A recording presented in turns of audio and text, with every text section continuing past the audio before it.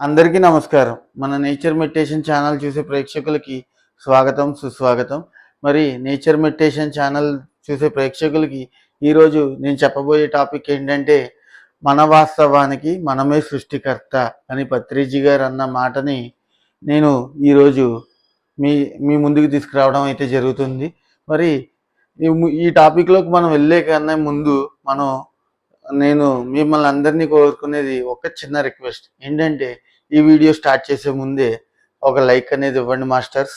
ఎందుకంటే నాకు ఎన్ని లైకులు ఇస్తే, మీరు అందరూ కలిసి ఎన్ని లైకులు ఇస్తే వీడియో అంత ముందుకు వెళ్ళడం జరుగుతుంది. కాబట్టి మీరందరూ దయచేసి మన ఛానల్ని లైక్ చేయండి, ఈ వీడియోని లైక్ చేయండి.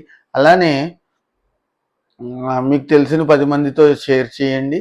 అలాగే సబ్స్క్రైబ్ చేసి బెల్ ఐకాన్ కూడా ప్రెస్ చేయండి. ఓకే, ఈరోజు మన టాపిక్లోకి వెళ్తున్నాం కాబట్టి ముందుగా మనం బ్రహ్మర్షి పితామహ పత్రి గారికి పేరు ధన్యవాదాలు తెలియజేసుకుంటున్నాను. మరి అసలు నాకు ఇంతటి జ్ఞానాన్ని, అలాగే ఇంతటి ధ్యానాన్ని, ఇంత జ్ఞానాన్ని నాకు పరిచయం చేసిన మా అమ్మగారు శ్రీమతి అన్నపూర్ణాదేవి గారు, అలాగే పరోక్షకంగా కనిగిరి నుంచి గుంటూరి రవీంద్ర గారికి నేను రుణపడి ఉంటాను. మరి చూసుకున్నట్లయితే ఈరోజు మన వాస్తవానికి మనమే సృష్టికర్త అని పత్రి సార్ ఎందుకు అన్నారో నేను ప్రాపంచికం నుంచి మన ఆధ్యాత్మికానికి రావడం జరుగుతుంది. ఓకే, ప్రాపంచిక మార్గం నుంచి ఆధ్యాత్మిక మార్గానికి నేను తీసుకెళ్తా. ఇప్పుడు మనం ఆల్రెడీ భూమి మీదకి రాకముందే ఆల్రెడీ ఒక డిజైన్తో వస్తాం అన్నమాట. ఎలాగా, నేను వీళ్ళ దగ్గరే పుట్టాలి, ఈ తల్లిదండ్రులకే పుట్టాలి అనే డిజైన్ ఆల్రెడీ బ్రహ్మదేవుడు మనకి సృష్టించి పెడతాడు. కాకపోతే మనం భూలోకానికి వచ్చాక మన లైఫ్ ఎక్కడి నుంచి మొదలవుతుంది? 0 దగ్గర నుంచి మొదలవుతుంది. అంటే ఆ అమ్మ అనే పదం దగ్గర నుంచి మొదలవుతుంది. కాబట్టి అక్కడి నుంచి మొదలవుతున్న మన లైఫ్ని ఇంతలాగా రావడానికి మనం కొత్తగా డిజైన్ చేసుకుంటున్నాం అని మనం అనుకుంటున్నాం. కానీ మన డిజైన్ ఆల్రెడీ డిజైన్ చేయబడింది ఆ పైలోకంలో. ఓకే, మన డిజైన్ మనం తెలుసుకోవాలనుకోవడానికి చాలా టైం తీసుకుంటుంది. 30 ఏళ్ళు పట్టచ్చు, కొంతమందికి 30 ఏళ్ళు పట్టచ్చు, కొంతమంది 15 ఏళ్ళలోనే తెలుసుకోవచ్చు, కొంతమంది 20 ఏళ్ళు తెలుసుకోవచ్చు, కొంతమంది 40 ఏళ్ళు, కొంతమంది 50 ఏళ్ళు.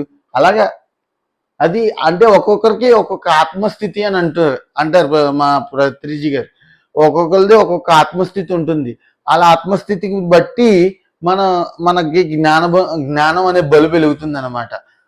చూసుకున్నట్లయితే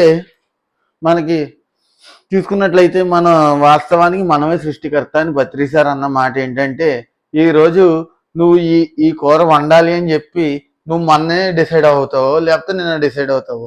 ఈరోజు ఆ కూర తిన్నావు అనుకో, ఇది వాస్తవమే కదా, మరి దీన్ని వాస్తవాన్ని ఎలాగా, ఇది వాస్తవమైంది కదా, ఈ వాస్తవానికి సృష్టికర్త ఎవరు? మనమే కదా. Okay, done. అలానే ఇప్పుడు ఒక ఇల్లు కడుతున్నావు, ఆ ఇంటికి ఒక ఇల్లు కట్టుకుంటున్నావు, ఆ ఇంటికి డిజైనర్ ఎవరు? నువ్వే కదా. నీకు అనుకున్న ప్లాన్ బట్టే వాళ్ళు కట్టిస్తారు. మేస్త్రీలు కట్టచ్చు, కూలీలు కట్టచ్చు. నువ్వు అనుకున్న డిజైన్లో వచ్చిందంటే ఆ ఇంటి వాస్తవానికి కారణం ఎవరు? నువ్వే కదా. అదనమాట మన వాస్తవానికి మనమే సృష్టికర్త. దీన్ని ఇంకా విడమర్చాలనుకుంటే కనుక నా లైఫ్ గురించి చెప్తున్నాను. నేను 10th క్లాస్లో ఉన్నప్పుడు అనుకుంటా, నేను బీటెక్ చదవాలి, ఇంజనీర్ చెయ్యాలి అని నా మైండ్లో పుట్టింది. ఓకే, నేను బీటెక్ చదవాలి, ఇంజనీరింగే చెయ్యాలి అని నేను అనుకున్నా. నేను ఇప్పుడు బీటెక్ చేశాను, ఇంజనీరింగ్ చదివాను. ఈరోజు నేను ఇన్ఫోసిస్లో సాఫ్ట్వేర్ ఎంప్లాయీ. ఇది నేను ఒకప్పుడు అనుకుని డిజైన్ చేసుకున్నా. కాబట్టి ఏమైంది, నేను ఇంజనీరింగ్ చేస్తున్నానంటే దానికి కారణం నేనే. అంటే ఇది నా వాస్తవం. దీనికి సృష్టికర్త ఎవరు? నేనే. చదివించిన వాళ్ళు ఉన్నారు, అంటే వాళ్ళ వల్లే నేను వచ్చాను, నేను కాదని అనట్లా. కాకపోతే విషయం చెప్తున్నా, ఈ డిజైనర్స్ ప్రతి దానికి కూడా, ప్రతి డిజైన్కి అంటే ప్రతి వాస్తవానికి సృష్టికర్త ఎవరు? మనమే అన్నమాట. ఇది మన పత్రి సార్ అన్నారు. ఇప్పుడు పత్రి సార్ అన్నదానికి మెయిన్ రీజన్ ఏంటంటే అండి, ఇది జీవహింస గురించి అన్నారు. ఇప్పుడు వరదలు వస్తున్నాయి, ఎన్నో చోట్ల వరదలు, సునామీలు, తుఫాన్లు, భూకంపాలు ఇలాంటివన్నీ వస్తున్నాయి. ఎందుకు వస్తున్నాయి? ప్రకృతికి విరుద్ధంగా మానవుడు అనేవాడు నడుచుకుంటున్నాడు కాబట్టి. ప్రకృతి డిజైన్ ఏంటి?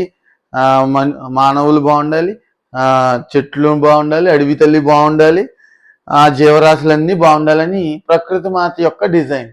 మరి మనం చూసుకున్నట్లయితే మనం ఏం చేస్తున్నాం? రాక్షసుల్లా ప్రవర్తిస్తున్నాం.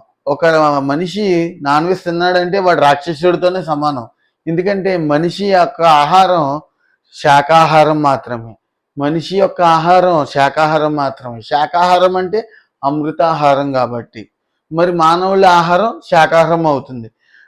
తను కనుక నాన్ వెజ్ తిన్నాడు అంటే ఇంకా ఆటోమేటిక్గా వాడి మైండ్ సెట్ కూడా ఏమవుతుంది? రాక్షసుల బుద్ధితోనే ఉంటుంది. చిన్న చిన్న విషయాలకి ఎక్కువ ఇరిటేట్ అయిపోవడం, చిన్న చిన్న విషయాలకి ఎక్కువ నోరించుకుని కోప్పడిపోవడం, ఇలాంటివన్నీ కూడా జరుగుతూ ఉంటాయి. మరి ఇవన్నీ చూసుకున్నట్లయితే మరి ఇప్పుడు ఈ రోజుల్లో వరదలు ఎక్కువ వస్తున్నాయి, తుఫాన్లు ఎక్కువ వస్తున్నాయి అంటే కారణం ఏంటి? చెట్లు నరికేయడం. చెట్లని నరికేసి అడవి తల్లిని నరికేసి బిల్డింగ్లు కడుతున్నారు. ఢిల్లీలో ఏం చేస్తున్నారు? ఈ పరిస్థితి, ఢిల్లీ పరిస్థితి ఏంటో తెలుసా మీ అందరికీ? ఆక్సిజన్ కొనుక్కుంటున్నారు హాస్పిటల్కి వెళ్ళి. ఆ పరిస్థితి రాను రాను మన ఇండియాలో కూడా రావచ్చు, చెప్పలేము. ఎందుకంటే మరి ఎంత దారుణం అనమాట. అసలు ఈ ఢిల్లీలో చెట్లు అనేవి ఎక్కడా లేవు, మొత్తం అన్ని బిల్డింగ్లే, బిల్డింగ్ బిల్డింగ్ బిల్డింగ్ బిల్డింగ్. అసలు ఆ ఢిల్లీ పరిస్థితి చూస్తుంటేనే భయం వేస్తుంది. ఇలాగా తయారవుతుంది. ఇప్పుడు హైదరాబాద్లో కూడా అదే పరిస్థితి. కొన్ని చోట్ల ఇంకా చెట్లు కనిపిస్తున్నాయి, కొన్ని చోట్ల మొక్కలు కనిపిస్తున్నాయి. ఇంకా అదొక ఆనందం నాకు. కానీ అన్ని చోట్ల లేవు. ఇప్పుడు పల్లెటూరులోకి వెళ్తే ఫస్ట్ పల్లెటూరులో అడుగు పెట్టగానే, ఏ పల్లెటూరు అయినా సరే అడుగు పెట్టగానే చెట్లు మొక్కలతో స్వాగతం పలుకుతాయి పల్లెటూర్లు. వాటిని చూడగానే ఎంతో ఆనందం వేస్తుంది. స్వచ్ఛమైన మట్టి వాసన వస్తుంది. వాటిని పీల్చుకుంటూ కానీ ఇంకెంత ఆనందం వేస్తుందో. స్వచ్ఛమైన ప్రకృతి మాత ఒడి అనమాట పల్లెటూరు అంటే. అలా పల్లెటూరులా ఉండే ప్లేస్ని, పల్లెటూర్లు ఉండాల్సిన ప్లేస్ని సిటీలో కూడా పెడితే ఎంతో బాగుంటుంది. ఏంటంటే మన నాగరికత కోసం మనం ఏం చేస్తున్నాం? అనాగరికతని పెంచుతున్నాం అనమాట. మనం డెవలప్ అవడం కోసం ఏం చేస్తున్నాం? వాటిని ఇబ్బంది పెడుతున్నాం. చెట్లని మొక్కల్ని నరికేసి అవి నాకు అడ్డం అవుతున్నాయి కదా అని చెప్పి నరికేస్తున్నాం. వాటిని నరకడం వల్ల మీకు అడ్డమవుతున్నాయని మీరు ఫీల్ అవుతున్నారు, కానీ నిజానికి మిమ్మల్ని మీరే చంపుకుంటున్నారు. ఇదే మన వాస్తవానికి మనమే సృష్టికర్త అనడానికి. మనకి ఈరోజు రోగాలు వస్తున్నాయంటే కారణం ఆ చెట్లు నరకడమే.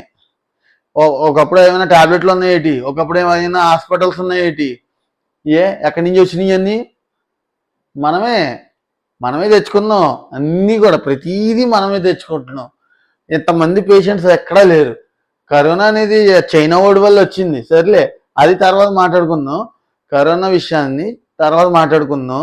కానీ ఇది ఎంతవరకు వాస్తవం అండి?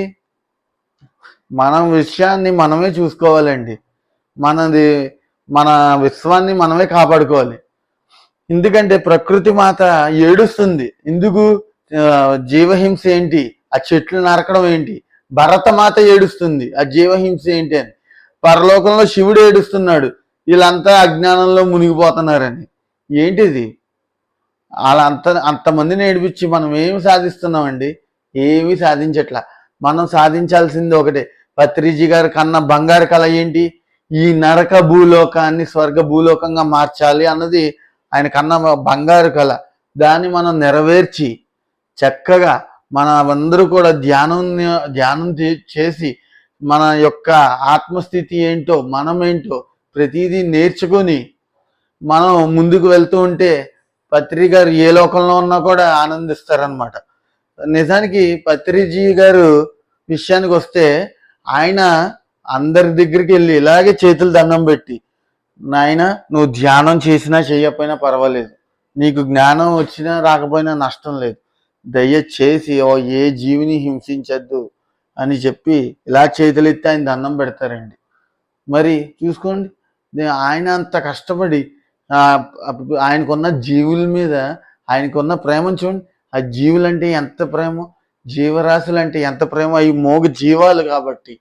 మన ఇంట్లో కుక్కను పెంచుతాం కదా, మరి కుక్కను పెంచుకున్నప్పుడు మరి కోడేం పాపం చేసింది? కోడిని పెంచుతారు. అదే కుక్కను చంపుకుని తినచ్చు కదా. అంటే ఈ రోజుల్లో చాలా చోట్ల జరుగుతున్నాయిలే, కుక్క బిర్యానీ అమ్మడం, ఇలాంటివి నేను చాలా చోట్ల చూస్తున్నాను.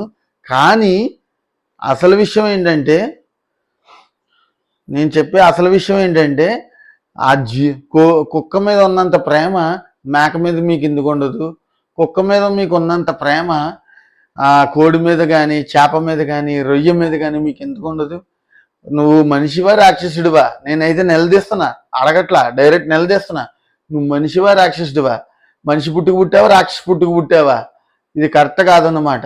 ఎందుకంటే ఈ రోజుల్లో ఒక్కటి గుర్తుంచుకోండి, ప్రతి ఒక్కరికి నేను చెప్తున్నాను ఏంటంటే, మనం ధ్యానం చేస్తూ మనం తినే ఆహారం శాకాహారం ఏమవుతుంది, 24 గంటల్లో జీర్ణం అవుతుంది. అదే ఒక మాంసాహారం ఏదైనా సరే తింటే కనుక 72 గంటలు మన కడుపు మోస్తుంది. మనం మన ఇంట్లో చెత్తగా ఉంది కదా అని చెప్పి క్లీన్ చేసి ఆ చెత్త అంతా తీసుకెళ్ళి చెత్తబుట్టలో వేస్తాం కదా. మరి బయట ఎక్కడో నరికిన చెత్తను తెచ్చి మన కడుపులో వేయాల్సిన పని ఏంటి? అవి ఏం పాపం చేస్తున్నాయి? ఈ పొట్టలు పెరుగుతున్నాయి మనుషులకి. ఎందుకు వస్తున్నాయి? ఒకప్పుడు ఎవరికి ఇంతంత శరీరాలు లేవు. ఒకప్పుడు ఎవరికి ఒక ప్రతి ఒక్కరు 100 ఏళ్ళు బతికారు. ఎందుకు బతికారు? వాళ్ళ తిన్న ఆహారంలో పోషకాహారాలు ఉన్నాయి. ఈ రోజుల్లో పోషకాహారాలు ఎక్కడ ఉన్నాయి? కెమికల్స్ వస్తున్నాయి. ప్రతి చోట కల్తీ, ప్రతి చోట కల్తీ. ఫుడ్ విషయంలో కల్తీ, పాల విషయంలో కల్తీ, ఇంకా ఒకటి లేదు రెండు లేదు, అన్ని చోట్ల కల్తీ కల్తీ కల్తీ. వాళ్ళు డబ్బు సంపాదించాలని అత్యాశతో పోయి చేస్తున్నారు. కానీ మనం వాటిని తింటూ బయట ఫుడ్ని మనం తింటూ మన హెల్త్ని పాడు చేసుకుంటున్నాం అన్నమాట. చూసారా? ఆడు అత్యాశ పోయి కెమికల్స్ కలుపుతున్నాడు. ఆడు బాగానే ఉంటాడు కొన్నాళ్ళు, తర్వాత అందరూ కలిసి మీదాడితే ఎవరు ఏం చేయలేరు అనుకోండి, అది వేరే విషయం. కానీ అదేమవుతుంది,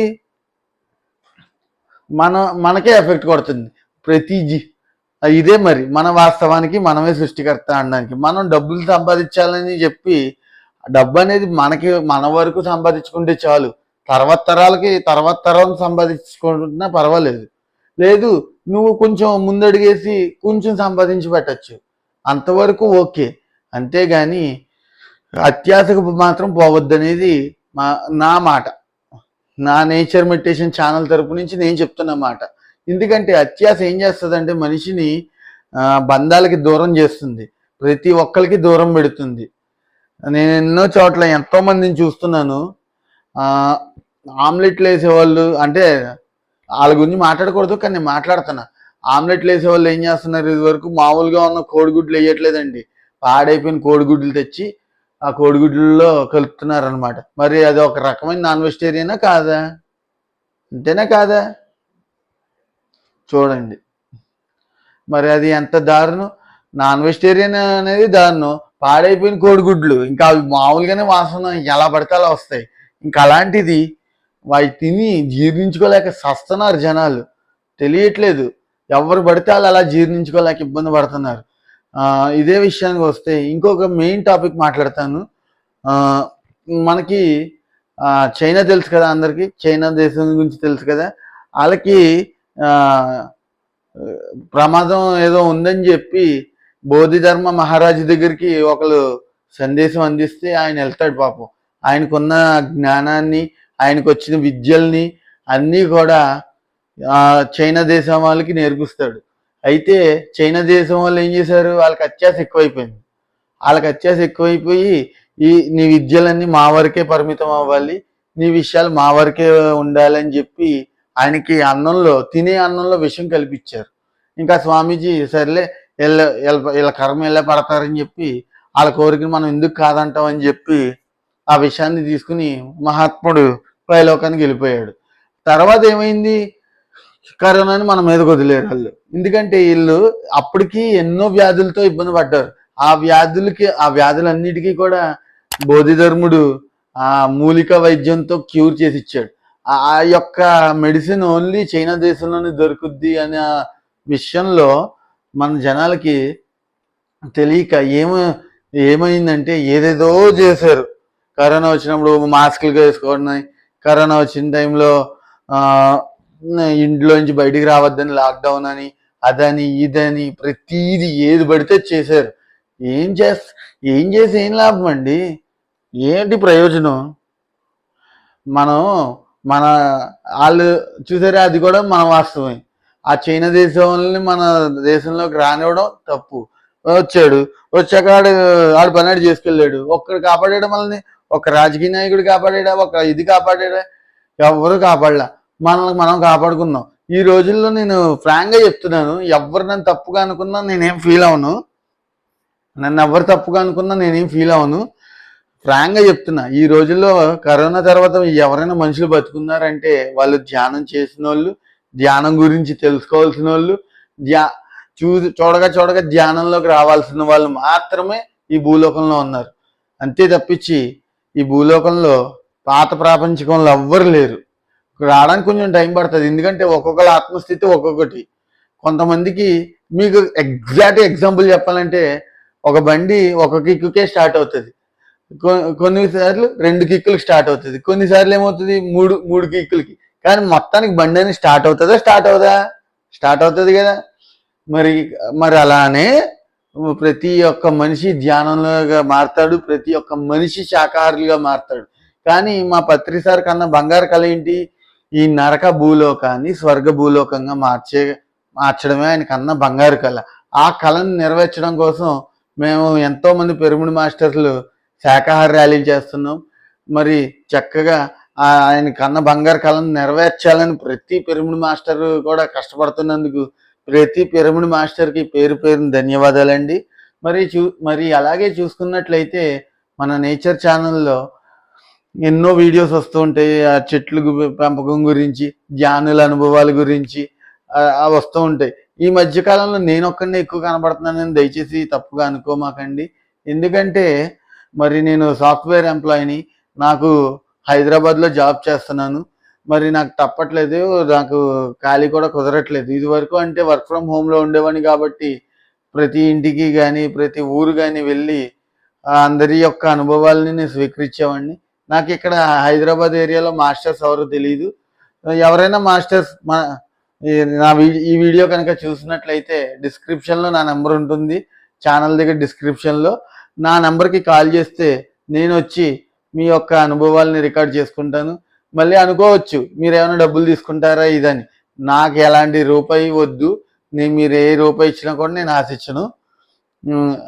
నాది కేవలం ఛానల్లో ముందుకు వెళ్ళాలి, నా ఛానల్ ఇంకా ఎదరికి వెళ్ళాలి అన్న ఒక సంకల్ప భావంతోనే నేను మీ ముందుకు రావడం జరిగింది మాస్టర్స్. మరి ఇంకా ఒక్క పాయింట్ చెప్పాలనుకుంటున్నాను. ప్రతి ఒక్కరు కూడా ధ్యానం బాగా చేయండి.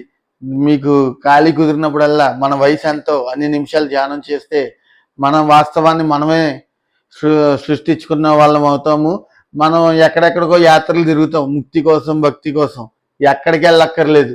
మీ ఇంట్లో, మీ గదిలో, మీ మంచం మీద 2 కాళ్ళు 2 క్రాస్ చేసుకుని, చేతులు 2 ఇలా పెట్టుకుని, కళ్ళు మూసుకుని, మీ వయసు ఎంత అన్ని నిమిషాలు కేవలం మీ శ్వాసను గమనించుకుంటే మీలో మీకే కాన్ఫిడెన్స్ పెరుగుతుంది మాస్టర్స్. మరి చూసుకున్నట్లయితే ప్రతి ఒక్కరు కూడా మన ఛానల్ని సపోర్ట్ చేయాలని నేను కోరుకుంటున్నాను. మరి ఇంతటి అవకాశాన్ని ఇచ్చిన ఈ నేచర్ మెడిటేషన్ ఛానల్ వారికి పేరు ధన్యవాదాలు తెలియజేస్తున్నాను. ఎందుకంటే నేచర్ మెడిటేషన్ ఛానల్, నేచర్ అంటే ప్రకృతి మాత కోసం సృష్టించబడింది ఛానల్. ప్రకృతి మాతని కాపాడడం కోసం నేచర్, ప్రకృతి మాత, మెడిటేషన్ అంటే మెడిటేషన్ గురించి మెయిన్ కాన్సెప్ట్ ఏంటి? ప్రకృతి మాత విలువని జనాలకు తెలియజేయాలని, ధ్యానుల యొక్క అనుభవాలు జనాలకు తెలియజేయాలని. ఇవన్నీ చూసి యూత్ ముందుకొచ్చి మేము మెడిటేషన్ చేస్తాం, మాకు మెడిటేషన్ గురించి నేర్పమని అందరినీ అహింసా మార్గంలో పెట్టడం కోసమే మా ఈ నేచర్ మెడిటేషన్ ఛానల్ అనేది నేను ఓపెన్ చేయడం జరిగింది. మరి నాకు ఎంతటి అవకాశాన్ని ఇచ్చిన నేచర్ మెడిటేషన్ ఛానల్ వారికి పేరు ధన్యవాదాలు తెలియజేస్తున్నాను. మీ కనుక నేను చేసిన ఈ వీడియో నచ్చినట్లయితే దయచేసి లైక్ చేయండి, షేర్ చేయండి, సబ్స్క్రైబ్ చేయండి. మీ అందరికీ పేరు ధన్యవాదాలు తెలియజేసుకుంటూ థ్యాంక్ యూ.